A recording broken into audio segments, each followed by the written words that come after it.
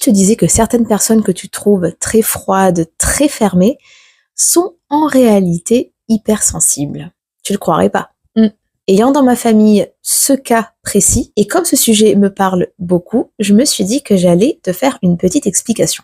Je ne parle pas de tout le monde, bien évidemment, il y a des exceptions, mais il se trouve qu'il y a des personnes qui sont très sensibles, voire hypersensibles, et qui sont pourtant très renfermées, très dures avec elles-mêmes, avec les autres, et qui paraissent très très froides. Mais si on réfléchit bien, ça reste très logique. Pourquoi c'est très logique?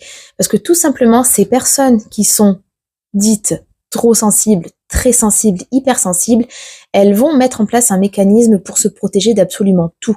Un rien peut les traumatiser, un rien peut leur faire extrêmement mal, un rien peut les émouvoir énormément, et elles se créent comme ça une carapace ultra épaisse pour que justement rien ne les atteigne. Et c'est justement le paradoxe de l'hypersensible ou de la personne trop sensible, c'est qu'elle en devient le contraire de sa vraie nature à la base. Donc la prochaine fois que tu vois une personne ou que tu la juges trop froide, trop renfermée, pose-toi la question de savoir si cette personne en fait elle n'est pas trop sensible et qu'elle se protège d'absolument tout pour ne pas juste ressentir de la tristesse, de la souffrance, etc. Je trouve ça hyper important de poser un regard différent. Attention, c'est pas toutes les personnes, mais il y a vraiment des personnes comme ça où jamais tu dirais qu'elles sont trop sensibles parce qu'elles vont montrer absolument tout le contraire, mais en réalité, c'est à l'intérieur. Donc la prochaine fois, dis-toi peut-être que cette personne, elle est vraiment trop sensible, voire hypersensible, et que c'est sa manière à elle de se protéger.